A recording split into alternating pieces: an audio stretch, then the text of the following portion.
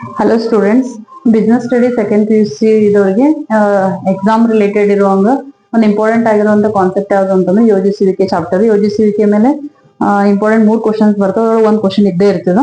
ಮೊದಲೇದಾಗಿ ಅದ್ರೊಳಗೆ ಯೋಜಿಸುವಿಕೆ ಲಕ್ಷಣಗಳು, ಅದ್ರ ಬಗ್ಗೆ ನಾನು ಈ ವಿಡಿಯೋದಾಗ ಹೇಳ್ತಿದ್ದೇನೆ. ಮೊದಲೇದಾಗಿ ಯೋಜಿಸುವಿಕೆ ಉದ್ದೇಶಗಳ ಸಾಧನೆಯ ಮೇಲೆ ಕೇಂದ್ರೀಕರಿಸುತ್ತದೆ ಅಂತ. ಅಂದ್ರೆ ಪ್ರತಿಯೊಂದು ಸಂಸ್ಥೆಗೂ ತನ್ನದೇ ಆದಂತ ಉದ್ದೇಶಗಳಿರ್ತಾವ. ಆ ಉದ್ದೇಶಗಳನ್ನ ಈಡೇರಿಸುವ ನಿಟ್ಟಿನೊಳಗೆ ಏನ್ ಮಾಡ್ತಾರ ಅಂದ್ರೆ ಸಂಸ್ಥೆಯವರು ಆ ಒಂದು ಯೋಜನೆಯನ್ನ ತಯಾರು ಮಾಡ್ತಾರೆ. ಹಿಂಗಾಗಿ ಯೋಜಿಸುವಿಕೆ ಉದ್ದೇಶಗಳ ಮೇಲೆ ಕೇಂದ್ರೀಕರಿಸಿದೆ ಅಂತ ಹೇಳ್ತಾರೆ. ಇನ್ನ ಸೆಕೆಂಡ್ ಒನ್, ಯೋಜಿಸುವಿಕೆ ನಿರ್ವಹಣೆ ಪ್ರಾಥಮಿಕ ಕಾರ್ಯವಾಗಿದೆ ಅಂತ ಹೇಳಿ. ನಿರ್ವಹಣೆ ಒಳಗ 5 ಕಾರ್ಯಗಳು ಬರ್ತಾವ. ಆ 5 ಕಾರ್ಯಗಳು ಮೊದಲು ನಾವು ಏನೇ ಕೆಲಸ ಮಾಡ್ಬೇಕಂದ್ರೆ ಮೊದಲ ಯೋಜನೆ ತಯಾರು ಮಾಡ್ಬೇಕಾಗುತ್ತೆ. ಅದಕ್ಕೋಸ್ಕರ ಅಂದ್ರೆ ಫಸ್ಟ್ ಪ್ರೊಸೆಸ್ ಪ್ಲಾನಿಂಗ್ ಆಗಿರೋದ್ರಿಂದ ಅಥವಾ first function of management planning ಆಗಿರೋದ್ರಿಂದ ಯೋಜಿಸುವಿಕೆ ಪ್ರಾಥಮಿಕ ಕಾರ್ಯವಾಗಿದೆ ಅಂತ ಹೇಳ್ತೀವಿ.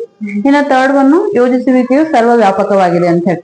ಯೋಜನೆ ತಯಾರು ಮಾಡೋರು ಸಂಸ್ಥೆಯ ಉನ್ನತ ಹಂತದ ವ್ಯವಸ್ಥಾಪಕರಾಗಿದ್ರು ಕೂಡ ಆ ಯೋಜನೆ ಎಲ್ಲಾ ಹಂತಗಳಿಗೂ ಅನ್ವಯ ಆಗುತ್ತೆ. ಹಿಂಗಾಗಿ ಅದಕ್ಕೆ ನಾವು ಸರ್ವ ವ್ಯಾಪಕವಾಗಿದೆ ಅಂತ ಹೇಳ್ತೀವಿ.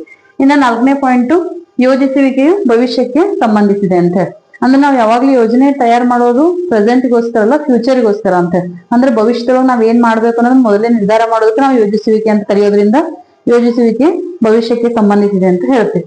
ಇನ್ನ 5th ಪಾಯಿಂಟ್, ಯೋಜಿಸುವಿಕೆಯು ಮಾನಸಿಕ ಪ್ರಕ್ರಿಯೆಯಾಗಿದೆ ಅಂತ ಹೇಳಿ. ಯೋಜನೆ ತಯಾರು ಮಾಡುವಾಗ ನಾವು ಬುದ್ಧಿಯನ್ನ ಉಪಯೋಗಿಸಿ ನಮ್ಮ ಅನುಭವದೊಂದಿಗೆ ಮುಂದೆ ಏನ್ ಮಾಡ್ಬೇಕು ಅನ್ನೋದನ್ನ ಯೋಚಿಸಿ ತಯಾರು ಮಾಡೋದ್ರಿಂದ ಇದಕ್ಕೆ ನಾವ್ ಏನಂತ ಕರಿತೀವಿ, ಮಾನಸಿಕ ಪ್ರಕ್ರಿಯೆ ಅಂತ ಕರಿತೀವಿ.